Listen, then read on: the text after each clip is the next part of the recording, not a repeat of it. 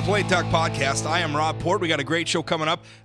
Later in the program, we're going to be speaking with State Representative Jake Blum. He's a Republican from Grand Forks. He's got legislation to raise the speed limits on North Dakota highways, which is kind of an interesting proposal. We get into in-depth some of the different aspects of that debate. Obviously, there's a public safety aspect of that. You know, how fast do we want people traveling on the roads? Because I think while we'd all like to get from point A to point B faster, we also don't want people dying on the roads, getting hurt on the roads, property getting hurt on the roads. That issue actually came up during the 2017 legislative session, and it failed. And one of the tactics used against it was actually this absurd fiscal note that was attached to the bill by the Department of Transportation. Now, in the legislature, and you'll hear Representative Blum and I refer to this, in the legislature, there's this tactic. It's called death by fiscal note, which is when a state agency or something wants to kill a bill, they'll inflate the costs associated with implementing that bill. So in that instance, in the 2017 session, when we were talking about raising the speed limit, the Department of Transportation came in and said, oh, well, we'll have to re-engineer all of the state's exit ramps and merge ramp and all these different things. You know, they were talking about millions and millions and millions of dollars worth of construction, which, frankly, I just don't think was true. I mean, it's not like we haven't seen other states change their speed limits and not have to go through reworking their highways and everything. But we'll talk with State Representative Blum about that. For the opening monologue here, I wanted to talk to you a little bit, though, about a fight in the legislature over what was Measure 1 on the ballot. That was the ethics measure, creating an ethics commission, put in place all sorts of speech regulations. And that's what I'm using, because that is the appropriate nomenclature for what's going on here. Measure 1 was, it was not a local effort. There was a group, a coalition of people who are sort of the local facade. But if you look at their financing, it came from out of state. It was filtered through groups like End Citizens United. And what groups like End Citizens United want is controlled political speech, right? What scares Citizens United is American citizens who are free to engage in politics freely. They want restrictions, right? End Citizens United was a group, their name is actually a reference to the Citizens United versus FEC Supreme Court case, which went and struck down a number of what were the McCain-Feingold campaign finance regulations. Now, these campaign finance regulations were absurd. I mean, there were restrictions in place on, like, how many days before an election independent people could spend money to be critical of a federal candidate. I mean, think about that. Literally setting aside a window where independent people couldn't spend their own money to be critical of federal officials, politicians. This is politicians passing a law to restrict the time during which you could be critical of politicians. Kind of amazing stuff. And Citizens United is also a very pro-democratic group. I mean, they don't make any bones about it. They donate, they support Democratic candidates. And as a matter of fact, the Citizens United case was about a conservative group that fought for their right to publish and market a film or a documentary, if you will, critical of Hillary Clinton. Now, remember, North Dakota is a state where, less than 30% of the voters voted for Hillary Clinton in 2016.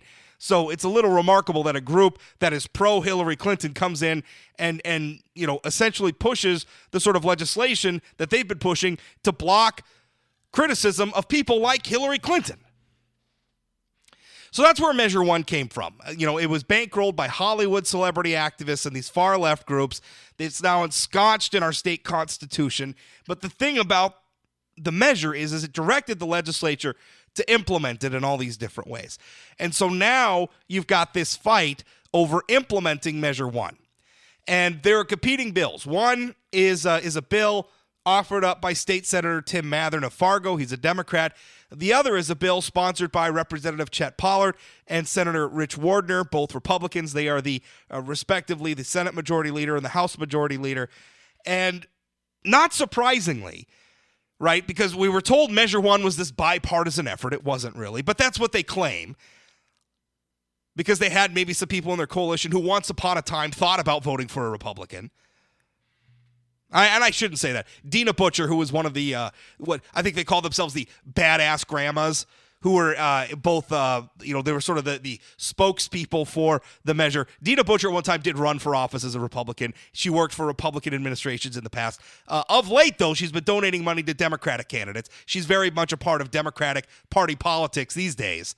So, calling that your Republican is, well, it's more than a little misleading. Anyway, this thing passed. It's now a thing. The legislature's trying to implement it.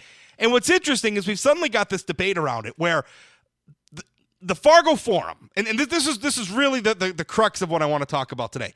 The Fargo Forum, back during the election, editorialized against Measure 1. They editorialized against implementing Measure 1 on the basis that, a group like the ACLU come out and said, hey, this would be bad for free political speech. Right? The ACLU came out and said, listen, the way this thing is written, individual citizens spending their own money to visit Bismarck might have to file reports with the government to detail their own spending. Like if you buy a tank of gas and rent a hotel room in Bismarck because you wanted to show up and testify on a bill that's important to you and you're spending your own money under a clear reading of this constitutional measure, you would have to file a report. There's not even an exemption for journalists in there. Right? So during the election, the ACLU sounded the alarm about this, and then the Fargo Forum editorialized and said this goes too far.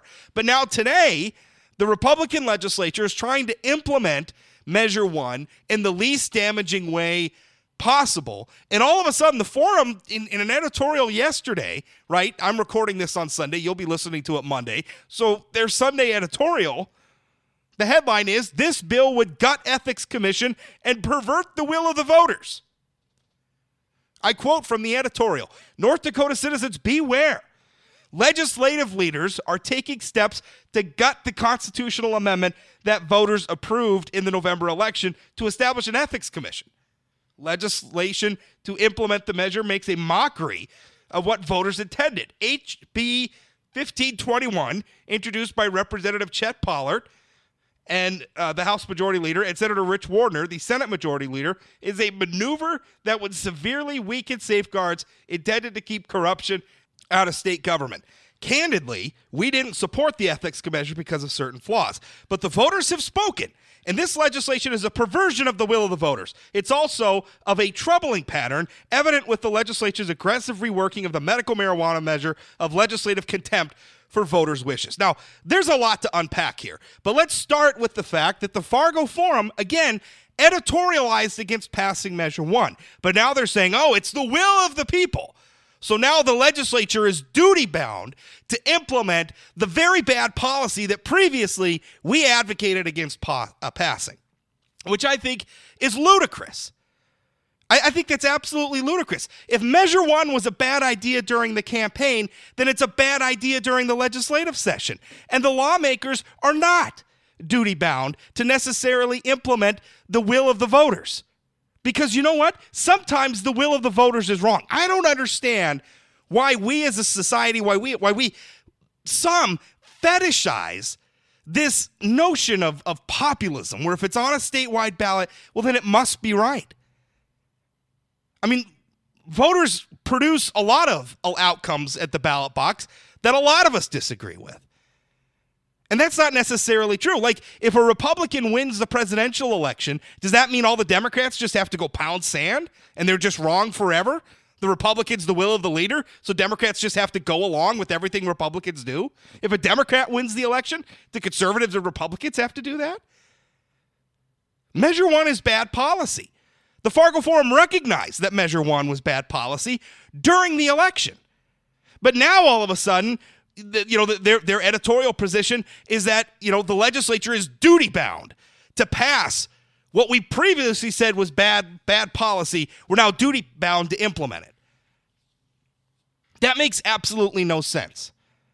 And then there's another aspect of this here too, which is the way a lot of people talk, whether we're talking about the Forum editorial mentioned the medical marijuana issue from 2016, where the legislature had to come back in the 2017 legislative session, because I've got a news flash for you, that medical marijuana ballot measure was so poorly written that it didn't decriminalize medical marijuana. Now the legislature took up that measure, they fixed it, and we are on the cusp of getting medical marijuana, legal medical marijuana authorized in the state of North Dakota. Hasn't happened yet. I realize that it's taken longer than anybody likes, but there's some complicated politics around it. Marijuana remains illegal at the federal level. In order to implement a state program that will invite the forbearance of the federal government so that they don't swoop in and shut down our programs and start arresting people who the state has authorized to sell and grow marijuana for medical uses, we have to have a well-crafted program. The ballot measure was terribly written. And there's a part of me, as much as I like to see marijuana legalized, I'd like to see recreational marijuana legalized. I am for legalization. But as much as I want to see it, part of me wishes the legislature had just left the medical marijuana ballot measure alone, done nothing with it, so that the idiots who wrote that ballot measure would have to do another ballot measure and fix their own stupid language. The legislature tried to do it for them, and they've gotten nothing but crap since. And oh, by the way, this whole thing where it's like, well, it's the legislative disrespect for the will of the people. You know what the legislature is? The legislature is also the will of the people. Right? We treat the legislature like they're this aristocracy, right? Like they're a bunch of nobles, like they're a bunch of earls and dukes and barons and whatever, lords down in the legislature who are only there because of some divine right to rule. You know what? Each and every one of them was elected in their legislative districts. And if you're going to say, oh, well, the will of the people, is infallible when it comes to these ballot measures, right? Where now we're going to have something where the ACLU has said is an unconstitutional threat to free speech. We're not going to say, oh, well, it must be okay because the will of the people made it all okay. Well, if you're going to say that, if you're going to have that much faith in the will of the people, then how can you turn around and not have any respect for the will of the people when it comes to electing the legislators who review this stuff? Electing the legislators who subject these ballot measures to an additional level of scrutiny, because that's what they're doing. I mean, as far as I'm concerned, the legislature is doing their jobs. This is what they're elected to do. Now, the problem here is the initiated measure process, which allows very, very bad policy to be implemented at the ballot box by voters who, for the most part, let's face it, don't know any more about these ballot measures than what they maybe caught on a radio ad or a TV ad or what they might have heard 5 minutes on the local news or something. We are often talking about, and I'm not saying that because voters are stupid. They're not stupid. But public policy is complex. I mean, in recent years, we've had Marsy's Law is now in the state constitution. I talked about this in an earlier program. We may have a situation where Marsy's Law has put North Dakota in conflict with the Eighth Amendment. Right? We have the medical marijuana policy. Again, hugely complex policy. In fact, so complex that North Dakota voters approved it without realizing that it didn't actually decriminalize medical marijuana. And now we have Measure 1, which again, a complex piece of policy. Do you really think the voters at the ballot box asked to choose from, a statewide Senate election, a statewide congressional election, local legislative races, a bunch of other statewide elections, on and on down the list, local elections, right? Maybe local initiatives. I don't know, depending on what's on your local ballot box, there are a dozen or so issues that the voters have to be up on their ballots. And now we're expecting them to have read and understand and considered all the implications and nuances of these ballot measures. It's absolutely ridiculous. Here's the thing. The American system of government is supposed to be checks and balances, right? We all learned that in Civics 101. Checks and balances. There's no monolithic power that could just implement policy in the United States of America. And that's for a good reason. Now, when I look at this process, when I look at the legislature reviewing what's been done at the ballot box, to me, that's checks and balances, right? I don't think anybody, up to and including the electorate, should have the absolute power to just make policy and then nobody else ever touches it and there's no other scrutiny, there's no other revision or amendment or anything else, right? But yet some people seem to think about that. That's essentially what the Forum editorial is arguing from Sunday. They're saying, well, because the people did it, this policy is now untouchable and it just has to be implemented as is. That is ridiculous. Because think about what the initiated measure process is. It's basically a crapshoot. It's basically, you could go, as the people behind Measure 1 did, you go out and you spend $250,000 paying signature collectors. You collect a bunch of signatures. You put your issue on the ballot. You saturate the market with a bunch of ads, and then if it passes, it's law. And then if we believe, the fetishist for this sort of direct democracy, it's law that just can't ever be touched unless you're going to have disrespect for the will of the people. We know that sometimes the will of the people is wrong. The electorate is not infallible. And if the legislature needs to tinker with this policy, they should. Now, I read the Republican bill, and the Republican bill, to me, looks good. To me, it looks like a good faith effort to try to implement Measure 1 in a way that does the least amount of harm to the political process. That's a good thing.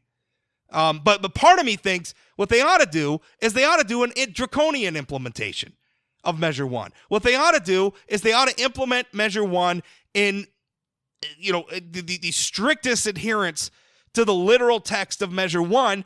And then once it's law, see it immediately get struck down in the courts as a violation of the First Amendment.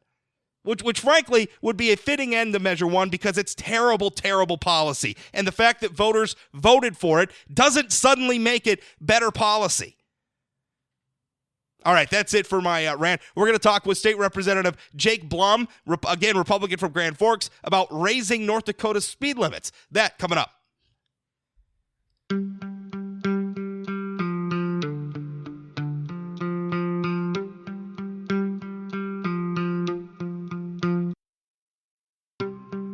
State Representative Jake Blum is a Republican. He's from Grand Forks, and he is proposing legislation in Bismarck that would raise North Dakota's speed limits on multi-lane highways from 70 to 75 and on interstates, which we have two of those, I-94, east-west, I-29, north-south, in the Red River Valley, would change the speed limit there from 75 to 80 miles an hour.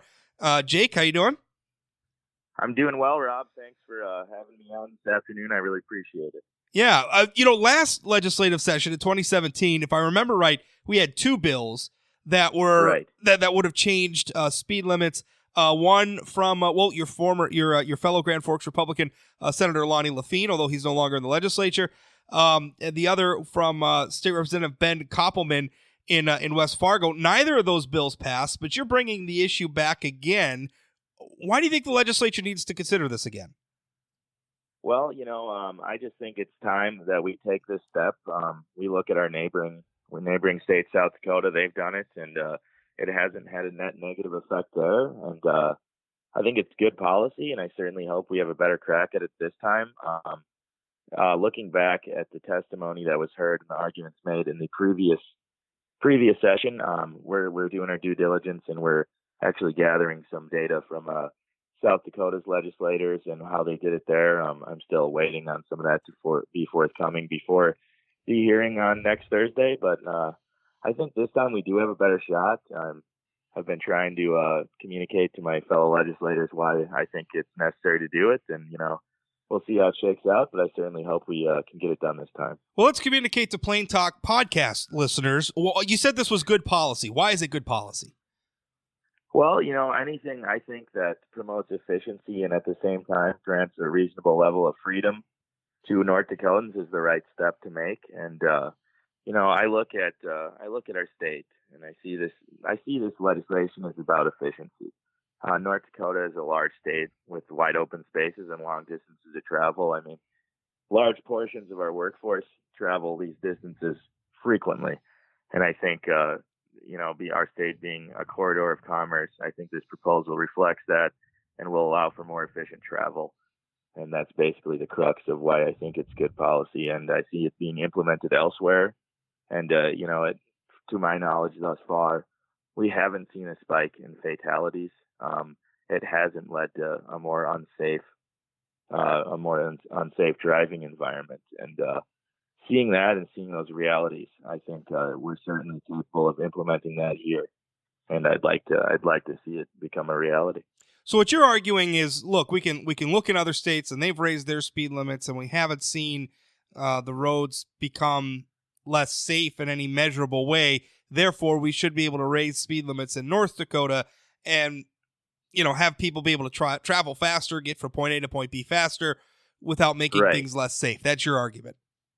That is the crux of my argument. And obviously, we deal with pretty extreme weather conditions in the state, and I trust that our motorists are prudent enough to understand when you got to slow down. And in no way does this compel people to have to, drive that fast. I mean, they can still drive at the rate in which they feel comfortable, and most people already do that. So Yeah. I think I don't worry that this will create a more unsafe driving environment, frankly. Yeah, and we do have actually minimum speed limits on some of our highways where you Right. can't travel below a certain level either. That's in law as well.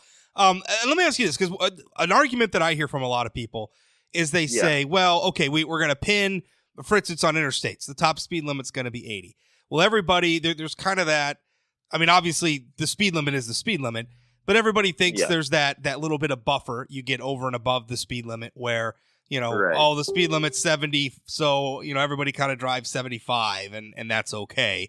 There are people who say, well, okay, well, if you put it at 80, you're going to have people at 85, and that's just too fast on our roads, and we're going to get some creep here that if people do that, they're going to be traveling even faster than the new limits that you're putting in place. Right, and I have been hearing that argument, and I understand people's concerns in that respect. But in my conversations with law enforcement back home in my district, and then some individuals in the Capitol, and then looking at what happened in South Dakota when they passed this, I believe that there was a respect to that, and the law enforcement started being a little more stringent in enforcement. So I wouldn't be surprised if that becomes the case. Say if this becomes law, I wouldn't be surprised if law enforcement is a little more stringent in their enforcement. Little less willing to look the other way if you're 4 miles an hour over the speed limit. Okay, yeah, that makes sense. Right. And that's always such a gray area anyway. I mean, because it's all just kind of, well, the cop. The thing I always like people say, well, the cop will give you 4 or 5 miles an hour over. Well, Right. maybe. You hear that. It depends on which maybe. law enforcement officer, and they're certainly not going to Exactly. fess up to it. Okay, well, why? We started off the interview talking about the fact that this legislation, in fact, 2 iterations of legislation that would change the speed limit was introduced last session. Both of them failed. Why do you think you got a better chance this time around? Did you change something about the legislation? What's changed? So the legislation actually mirrors Representative Koppelman's bill from last session, and the only difference between, to my understanding, Senator Lafine and Representative Koppelman's legislation was that Senator Lafine's, emphasized that municipalities still have control over the speed limit to set their own way. Like, for example, when you're driving from Grand Forks to Fargo, a route I take obviously pretty frequently, the speed limit gets reduced to 55 when you're entering Fargo city limits. And the only reason I didn't state that again in this bill is because it would be duplicative, because that's already allowed for in Century Code. So that's on the books already, and we didn't need. I'm a believer in not making laws to be duplicative and redundant. So that's the only difference between my bill and former Senator Lafine's bill. But in conversations with some of the newer legislators and individuals that voted no last time, I think there is a more amenable environment to this bill. I think people are kind of seeing what happened in neighboring states that have, adopted the 80 mile per hour speed limit, and now that more data is collecting and they're seeing that it didn't have any negative results, I think we do have a better shot to change some minds and potentially get this through the House and hopefully the Senate. But first things first, we got the committee hearing on Thursday, and I'm anticipating it's going to be pretty lengthy. We're going to hear from proponents of the bill, and certainly there will be considerable opposition. But I would just like to reiterate that Idaho, Montana, Nevada, South Dakota, our neighbor, Utah, Wyoming, portions of Texas even have 85 mile per hour limits on their road network. Obviously, I'm not proposing that, but I just think you're seeing this become a trend in some major states, and we're not seeing very negative effects. So I hope, all of that being said, I hope that we have a better chance this time, and I do firmly believe it will do better than last time. Well, and one thing that I don't think it's talked about a lot in this context is that vehicle technology is improving as well. I mean, even Absolutely. you roll back the clock even 10, 15 years, our vehicles today are better. They have more safety mechanisms. We have things that can detect if you're getting too close to the side of the road. We have Right. a collision detection where they can tell if they see you're getting too close to the car in front of you. I mean, we just got a lot of things that are making our cars safer, and we're seeing that manifest itself in a lot of the I mean, obviously statistics on highway fatalities and injuries have a lot of variables behind them, but I think most of us would agree, our vehicles today are getting progressively safer, which may allow us to be able to travel at faster rates and get from point A to point B faster, and that's important. Now, you said you expect heavy opposition. Where do you expect that to come Right. from? Is law enforcement against this? So law enforcement officials I've talked to have been relatively mixed. Some of the folks back in my district, District 42, have expressed to me that they'd like to see a compromise. They're not necessarily opposed to raising the speed limit, but they would like to see perhaps a increase in fines, maybe like a graduated increase. Say you're going like 90 or something, you'd face a heftier fine than if you were just going 5 miles over. Well, the North speed limit, Dakota's. for I mean, example. let's be honest, Jake. I am not. Right. I am not real keen on getting trick tickets or giving the government more money or raising. But Yeah. our speeding tickets are low, man. I mean, they're really low. They sure are. I mean, they have to be among I would think, the lowest in the entire country, if not the lowest. I couldn't tell you off the top of my head, but I mean, yeah, I think it's like $20 across the board per speeding ticket, which is dramatically low. Will slap you a pretty hefty fine for speeding, and so yeah, and I've heard that even before I proposed this limit. Law enforcement pushing for that. That's not something I'm certainly putting forth in legislation at the moment, but I think it's a conversation worthy of having. Yeah. Is there legislation to raise the traffic fines? I guess I haven't seen it yet. There's been so many bills dropping. Maybe I've missed it. But Yeah. do we have a bill to raise Nearly traffic a record fines? amount. I heard a rumbling of that. I also haven't seen it or tracked it down, but I can certainly look into it. But someone did tell me they think that was out there floating around. So there's certainly a possibility of that. I feel like that would be a good compromise, like maybe a 1-2 punch. Say, okay, well, we're going to raise the limits, people can drive faster, but we're going to also raise the consequences if you break the limit, and maybe law enforcement will follow through, like we referenced a little bit earlier in the interview, with a little tougher enforcement. I feel like that would be good compromise policy all the way around. Yeah, I really do too. It's certainly something I wouldn't necessarily be completely opposed to, and I wouldn't be shocked if an amendment comes forth in transportation, given the conversations I've had. I'm a believer in pragmatism, and I think that oftentimes results in better policy when it needs to. So I think that's something that will probably be proposed, and I do think it's a good compromise. It's meet in the middle, and hopefully that can allay some people's apprehension and fears about this legislation. Who else is against it? We talked about law enforcement, being, I guess, Right. which is kind of mixed, but what other groups out there are against this? So I'm not sure if they're going to be an outright opposition to the bill, but I think the Department of Transportation probably has some concerns about this bill.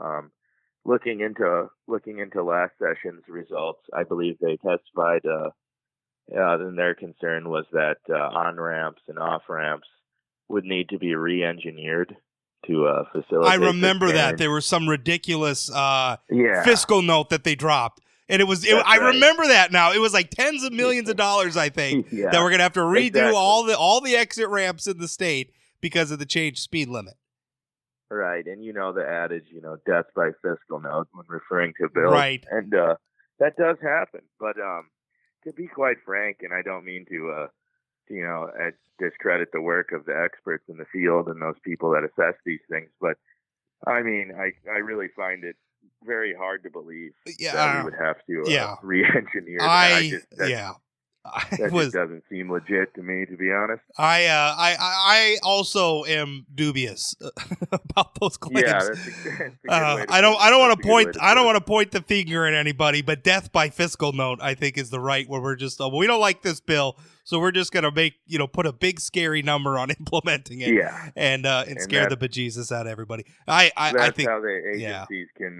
That's how they throw their weight around sometimes. So I'm with you completely on that. I just don't find that to be realistic. So who's for it? I mean, obviously we had two lawmakers introduce this last session. You're introducing it this session. Who's calling for this, Jake?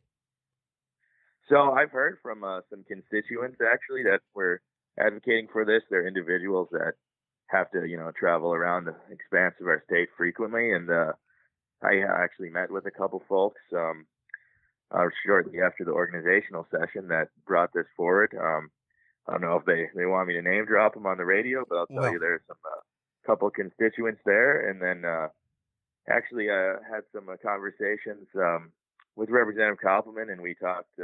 We had a mutual interest in bringing the bill back, and he had some folks that reached out to him again, and actually have had a number of individuals out west in the kind of the hub cities area that were pushing for it too. So there was a decent amount of constituents and citizens in the state that recommended it after me and Representative Kaufman spoke. And I mean, there's a decent amount of people pushing for it in the public, and I hope I can get it done.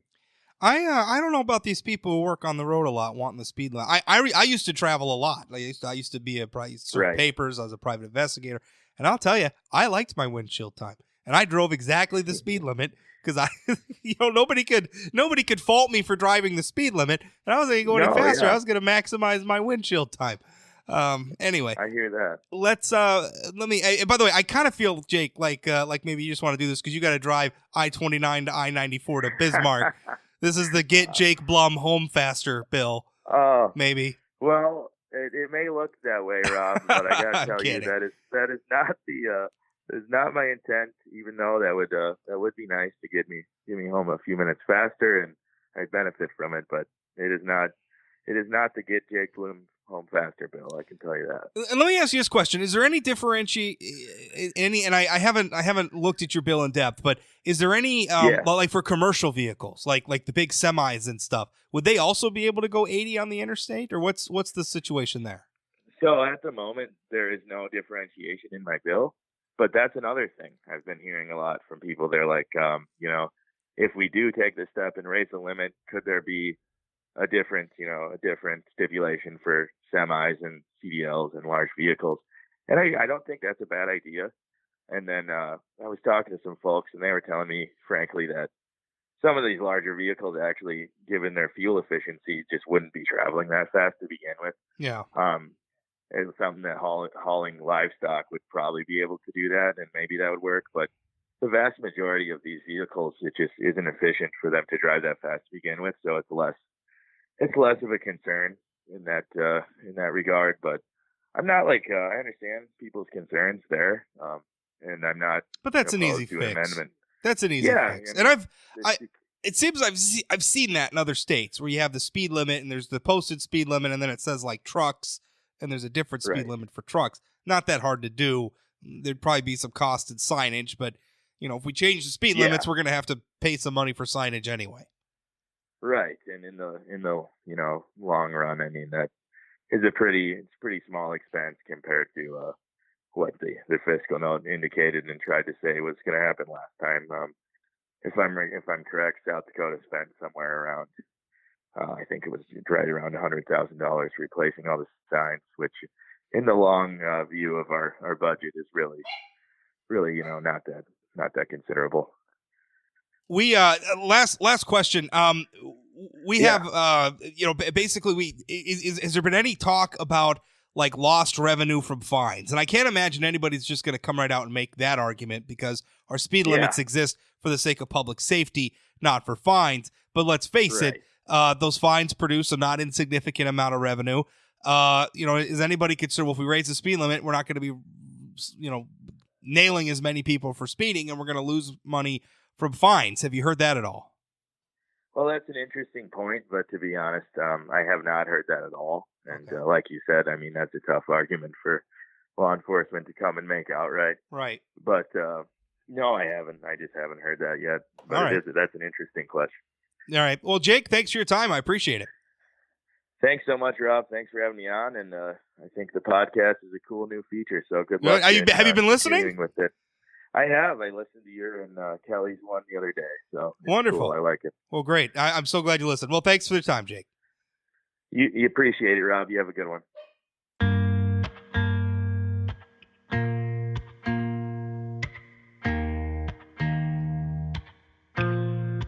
It's Martin Luther King Day today, and I thought that I would end today's podcast with a fun fact about Martin Luther King.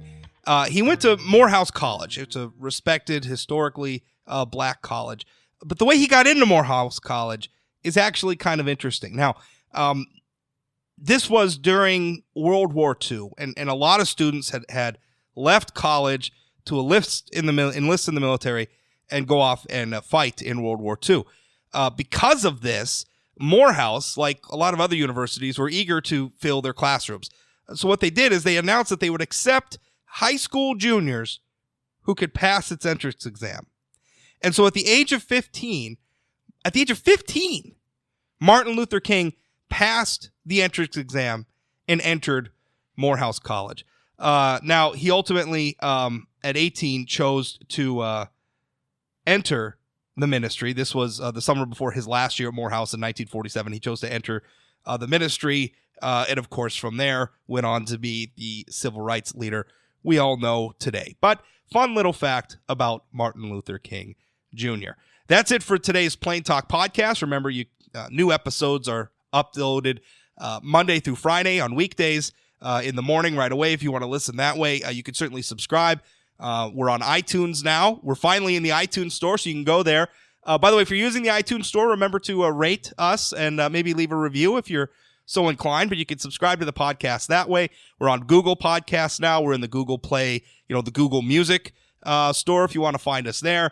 Pocket Casts we're on. Spotify we're on. The RSS feed is on sayanythingblog.com. If you want to find out all about this stuff, if you click on the Plain Talk Podcast menu link at sayanythingblog.com. We have all the links and everything you need there if you want to subscribe and get these episodes delivered to you directly to your devices. Also, don't forget, if you want to comment on any of the podcasts, if you're having trouble subscribing or listening or anything like that, email me, Rob at sayanythingblog.com, and say hi.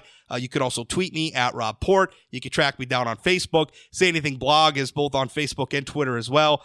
At Say Anything Blog is my Twitter handle. You could search on Facebook and find them. And if you track me down, say hi, because I like it when people say hi.